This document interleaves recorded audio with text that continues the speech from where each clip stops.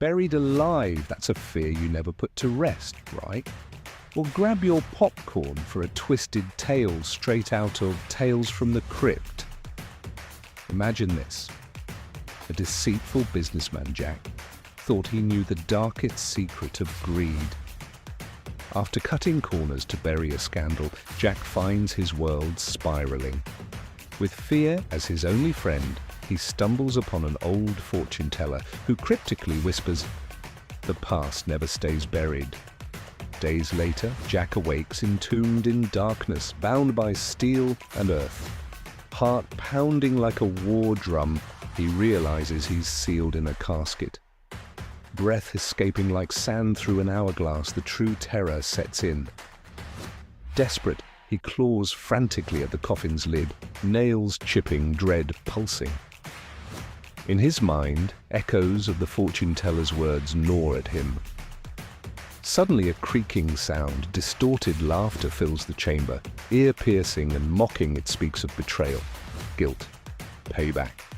As his sanity fractures, bloodied nails now scratching at imaginary, ghostly hands trying to dig him out, the reality sets in: revenge. A flickering candle, once extinguished and mounted inside the confined box, illuminates a mirror. Voices claim Jack made this bed of misdeeds. Reflecting agony, his own face stares back, an ever-turning wheel of treachery catching up to him. Fate's a funny thing, isn't it? The moral of our spooky tale? Well, don't bury the truth if you're not ready to face what's unearthed. Because in the realm of the crypt, truth's as unyielding as the grave, a silent equalizer waiting to hear your confessions. Tick-tock, time's up. Darkness. It seeped through the town like a thick fog, whispering tales of despair and dread. In the heart of that eerie night, Tim stumbled upon an old, decrepit mansion said to be the source of countless tales of terror. Ignoring the warnings, he pushed open the massive door. Whoa! A bone-chilling chill raced down his spine. Candles flickered, casting ghostly shadows along the cobwebbed hallways. Drawn by a haunting melody, Tim found himself before a dusty, ancient grand piano in the parlor. As if under a spell, his fingers danced across the keys. To his horror, ghostly figures emerged from the darkness, their moans harmonizing with his terrible tune. Tim realized with sinking dread he had summoned the spirits of the mansion. In a desperate attempt to banish his ghastly audience, Tim played a chaotic, desperate melody, a song no human ears could bear. But each note only fueled the spectre's malevolence, their translucent bodies flickering with monstrous glee. Just when hope seemed lost, the piano lid slammed shut with crack. Silence descended abruptly, the ghosts vanished, leaving only the echo of Tim's heartbeat thundering in his ears. He scrambled away, his footsteps echoing down the empty hallway. Against all odds, he reached the front door and burst outside, breathless in the pre-dawn glow. As the first rays of sun pierced the horizon, Tim glared back. And there it stood, proud and sinister, as if waiting for the next fool. The chilling truth hit him, the mansion fed on fear. Yet, as Tim took one last glance, he realized what he carried inside. A strange, revealing whisper could always tempt him to return. Unearthed treasure always entices, but what if that bounty costs you more than gold? Picture this. Adam, an ambitious historian, stumbled upon a mysterious crypt hidden beneath the decaying ruins of an old cathedral. The air was stale, thick with history, and whispers seemed to bounce off the moss-covered stones. Inside, a chest charged with an aura of centuries past pulsated in decay, yet provocatively alluring. Driven by dreams of glory, he pried the chest open. Instead of coins, a chilling artifact was unveiled, a disturbing doll, its face etched with a sinister smirk. Unsettled yet intrigued, Adam pocketed it, assuming it was a curio for his collection. Yet as night fell, strange happenings stirred in the vicinity. Shadows prowled with unnatural vigor, walls echoed with ghostly murmurs, and eyes felt upon him, always. The doll, now resting on his shelf, seemed to inch closer each day, its grin growing more mischievous under the dim light of the library.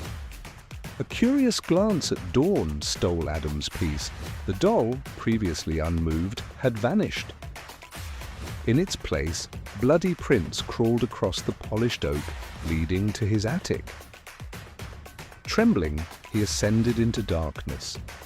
There stood the doll, perched at its center, hands outstretched, directing a haunting revelation. Unearthed secrets, sordid chronicles of bloodshed, betrayal, doom, written in scarlet ink. The doll, his connection to the hidden past, was alive with the crypt's chilling stories. Beware. This was no treasure, but a cursed guardian of hidden history. With each unearthing, Adam became a tangle in its tail, forever intrigued, yet hopelessly trapped within its grip. Would you trade logic for lure? Sense for secrets? Think before you excavate. Some doors, best left bolted. Creepy rundown mansion at the end of your street? You won't believe what I found there. Last week, curiosity got the best of me, and I mustered the courage to sneak inside.